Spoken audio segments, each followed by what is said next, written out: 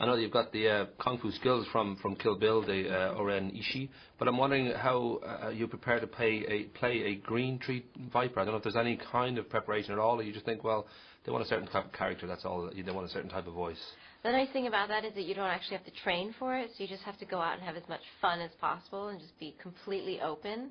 And that is, that's kind of the attitude I brought in when I went to start working on the show.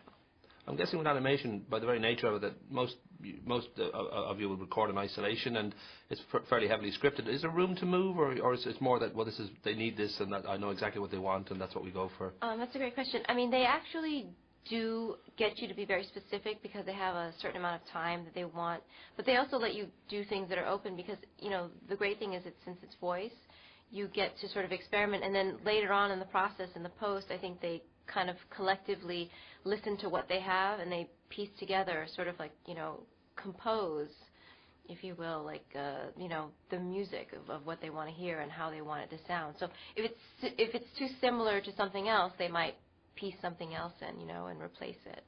I've always got the impression when it comes to DreamWorks animation that Jeffrey Katzenberg, the big chief there, seems to go after, he likes stars in his movies, and he seems to go after the ones who've just had children. It seems to be a way to convince them that, wouldn't it be great if you had an animated cartoon now when your kid's 5 and you'll be a star. So I'm wondering what snagged you, because obviously I don't think you have a kid anywhere hidden, but I don't know whether it was just the idea of animation kind of gave you a kick, or whether it or...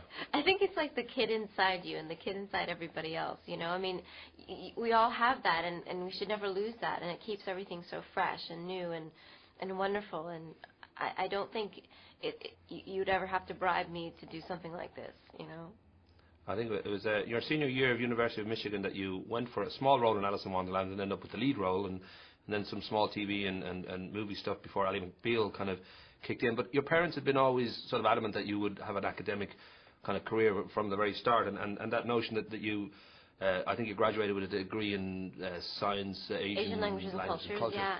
Were they happy that you kind of got into what is a notoriously difficult kind of line of work then? No, they weren't pleased about it, but I think that that's something, it's a very unpredictable future, and it's not a career that is, that's always very positive for people, and I think they were concerned about that. I mean, I think when you start out, or when I started out, I wasn't really thinking about anything else but what I wanted to do, and that this is the only thing that I wanted to do and could see myself doing.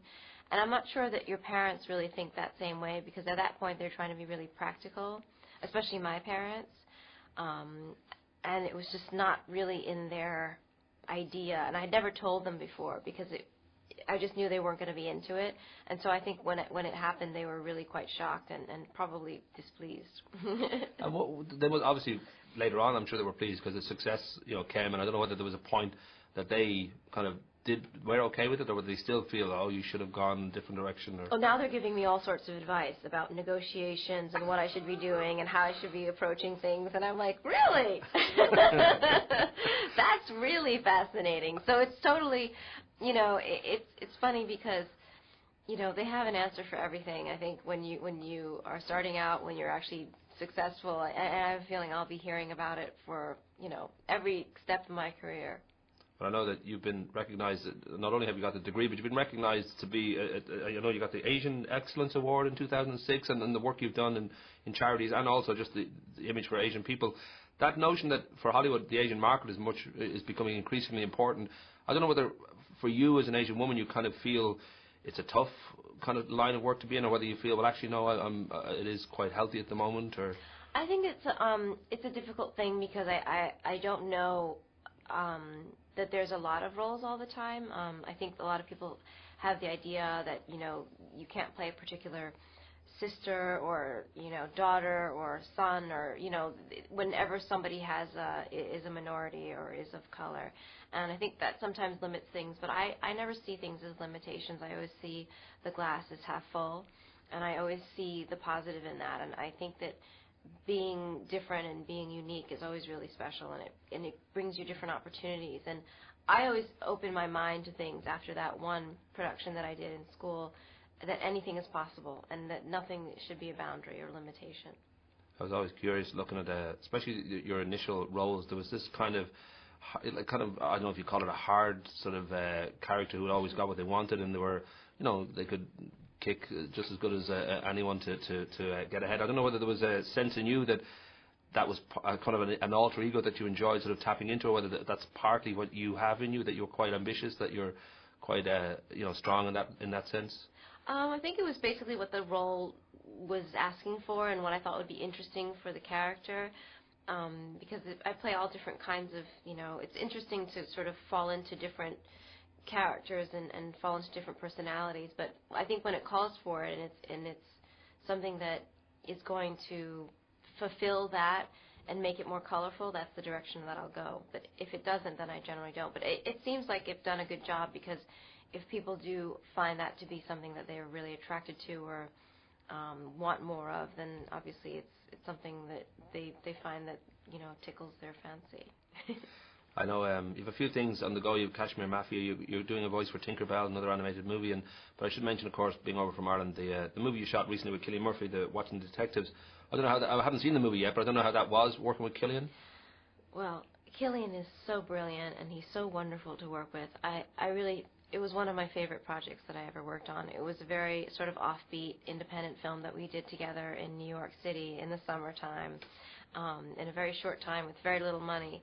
And we just had such a wonderful time, and he's so brilliant. We both sort of wanted to do something very light, and it's a romantic comedy, so it's something different that we don't really get an opportunity to do. And he'd just come off Sunshine and very heavy, work, and it was kind of a nice reprieve for both of us. I'm really proud of the movie, and I absolutely loved working with him and would love to work with him again on other things.